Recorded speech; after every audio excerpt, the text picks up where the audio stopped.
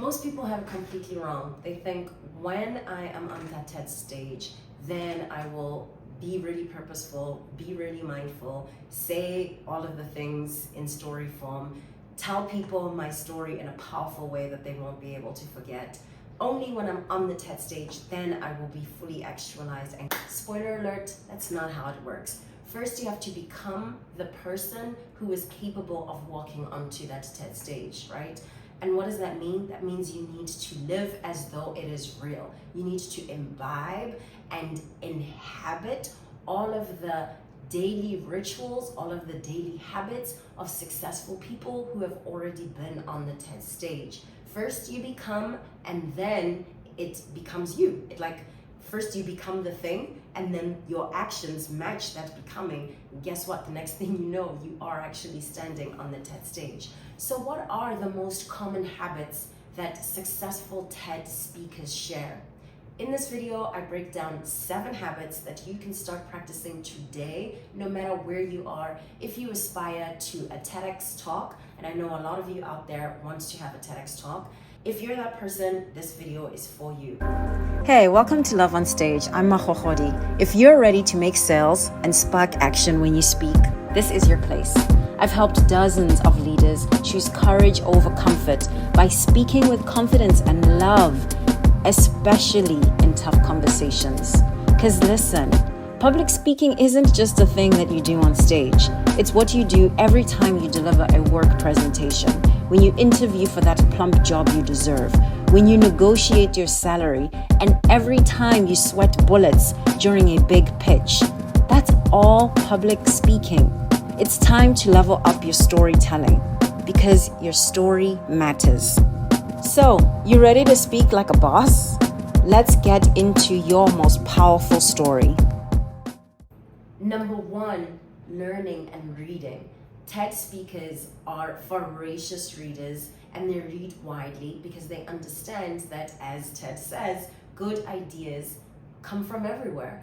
And you really want to immerse yourself in brilliance and ideas from around the globe, from as many different perspectives as possible. Not only is it smart to be reading deeply all contemporary kinds of nonfiction, you also want to read fiction. A lot of people kind of miss the boat on this. Fiction tells us fundamental truths about who we are as human beings. And if you're not reading fiction, you may be losing some of the juiciest wisdom that human beings have distilled and left behind for us for over 5,000 years of the written word. So you choose. Are you going to be smarter than 5,000 years of smart humans writing things down, or are you just going to go your own way? Your choice. Number 2, writing and reflecting. So in writing and reflecting, let's say journaling every single day, what you're doing is helping your brain process through the deluge of information we're subject to every single day, through every single post on social media, and now phones, people texting you all the time. All this just stuff that we're swimming in, you need to have a place where you are whittling it down to the things that are most important to you, so you can sort out the wheat from the chaff, and quite frankly, so you know what your intentions are, right?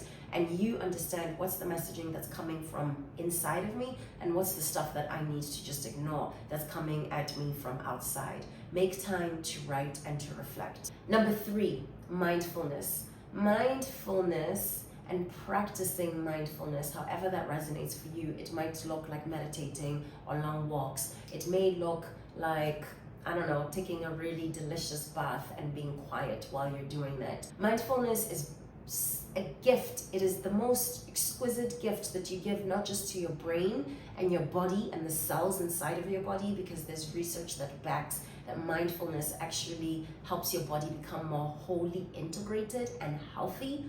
Mindfulness also helps you tune into your spirit. Whether or not you're a religious person, this is not what I'm talking about. I'm talking about your soul, the thing in you that is higher and bigger than even the ambition to be on a TED stage, right? The thing inside of you that was alive maybe before even life itself.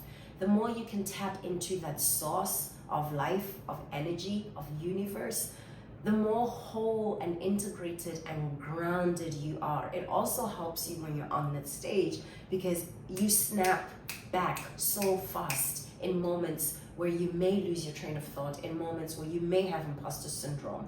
You actually have trained your brain as a muscle to snap back really quickly and to focus and to find moments of presence. Practice, practice, practice, practice. I have a really interesting video where I push back against the importance of practicing versus being present, and I hope that you check that video out. But what I want you to also be aware of is you don't really get good without putting reps in the gym. So if you're really serious about becoming a TED speaker or a TEDx speaker, you need to start practice speaking. Like, duh, that's just 101, right? It seems really obvious, but it's important enough to have to say it. You have to practice speaking, and you have to find opportunities for you to do that wherever you can. Is it at work? Put your hand up and say the thing that needs to be said in meetings more often. Be that person at work who speaks up more often and all the time. It may be in your private life, right? There's all kinds of organizations, civic organizations, that encourage people to participate and to speak up. You're the person that they're waiting for. Why are you not leading that organization if you don't have one already in your community? The point is, the more you practice, the better you become. And if you're really serious about practicing, I do have a 7-day course that walks you through how to begin telling a signature story of your own. It's 7 days. It comes completely for free in your email. And it gets you into this work of, number one, what is your story? Number two, how do you tell your story? And then number three, this is practice. Share your story. Get out there. Tell people about your story. And it has all kinds of deep resources to help you get that story out beyond just your family, because they're tired of hearing the story. 5, active listening. Active listening with your entire body. Like, everything depends on what you are hearing and what this person is telling you. Active listening isn't something that you do only to the most important people in your world. Active listening, you should be practicing this as you move, as you navigate, because again, remember, brilliant ideas come from anywhere and everywhere. And the more attuned and aware you are and plugged into the world, the more likely you're going to be able to hear it when a brilliant idea smacks you in the face as you're crossing the street on Broadway and there's the Flatiron building in your background and you hear sirens because it is New York City, but you also hear this wild, you overhear, because in New York everybody overhears everybody's conversation, but you overhear this wild conversation as you're walking into Madison Park. You hear this person saying something that pertains exactly to what your area of expertise is and what your TED Talk is going to be about, right? They say something that makes you think about your area in a completely fresh and new way, and boom, now you have an angle into speaking on that stage and presenting your information in a way that you didn't have before. By the way, this is a hack that can help you in all areas of your life, and not just huge big things like standing on a TED stage and completely crushing it, but in the office, people around you have brilliant ideas. Are you listening? Can you show how you are listening fully and intently with your entire body? Because that also lets the other person know, this person takes my ideas seriously. I can come to them, I can trust them with special, new, different things, untested things that not everybody else has already heard, right? And it's your job to communicate that to other people in how you listen, and in listening every single time, not only the times where there's something clear for you to get. Networking. Networking is something that all TED speakers do. I can probably guarantee that almost all successful TED speakers are on that stage in part because of such wicked networking that they do. You have to be out there. You have to shake the people's hands, no matter how nervous it makes you. You have to put yourself in rooms where you're a little bit uncomfortable, you're moving a little bit past your comfort zone in order to meet folks who can put you where your voice and your story is needed the most. You don't know that. You don't know where your voice is going to be needed the most. You don't even know who your story is for. That's the thing that's so trippy about speaking. You own your own story, you lived through it, and you have the power to share it. But you really don't know who you're going to heal and who needs to hear that story the most so that their life can be transformed. But guess what? Somebody else does, because they're that interconnection point between the two of you, between you who's telling the story and this person who needs to hear it the most. So until you get yourself into those rooms where that middle person is standing and can put you on that stage or can amplify your voice on a podcast, until you get yourself out there, you're not going to be able to get even your own story to the person for whom that story is most intended. Imagine that. Don't rob yourself, and please do not rob that person who deserves to hear your story, because they're struggling with the thing that you've already mastered, the thing that you already know how to do so brilliantly, and they're waiting to hear from you, okay? And number seven, self-care. Everybody who stands on the TED stage practices some form of self-care. I want you to be really intentional about your self-care. I want you to think about your mental health, seriously. I want you to think about your body health, seriously.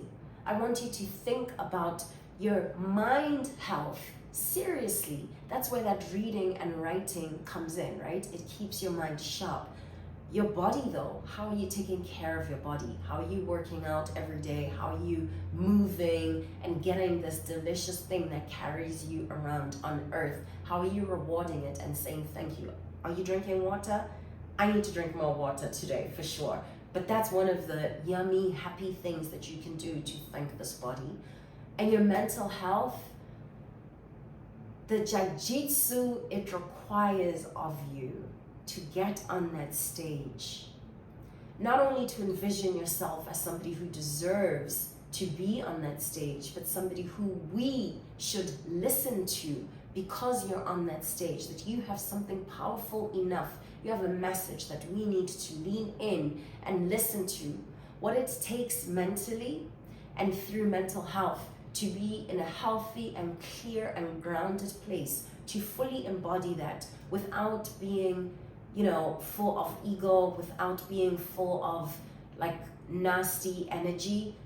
That takes a certain kind of muscle that requires deep and communal self-care. We have other people who are checking in on you and that you're also checking in on them, because they're the people who are going to help you when the ego starts showing up a little bit too much, and they're also the people who are going to help you when you fall behind and you feel like, oh, but I don't deserve to be up there. Oh, but like, do you know who else is going to be on that stage? Like, how can I stand next to this person? When you start doubting what you have to say, when you don't feel good enough, being in self-care mode, in community, that's what's going to check your ass and get you on that stage whole and healthy and full of the light that you are.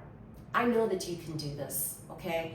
A TED Talk, a TEDx Talk is not something that's out there in outer space. It's completely doable. And I want to help get you the tools to be able to accomplish this dream that's going to amplify everything you're already doing in your business as a leader, as an executive, as an entrepreneur, as a creative.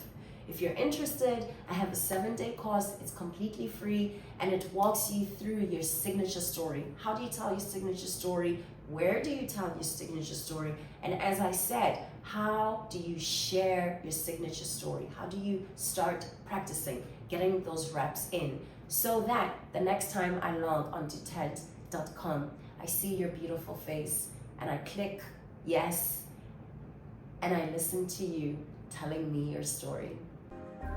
Was that useful? You want to go even deeper? I'd love to support you.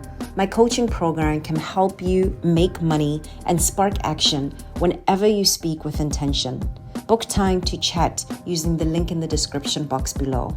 Also, leave a comment if this video offered something you needed to hear today, or if you have a question you want me to unpack in next week's episode. Fresh episodes drop every Thursday at 12 p.m. Eastern. Hit subscribe to get a notification so you never miss a beat. Thank you so much for being here. I want you to know that your story matters. And I'm here to help you stand out from the stage to the page.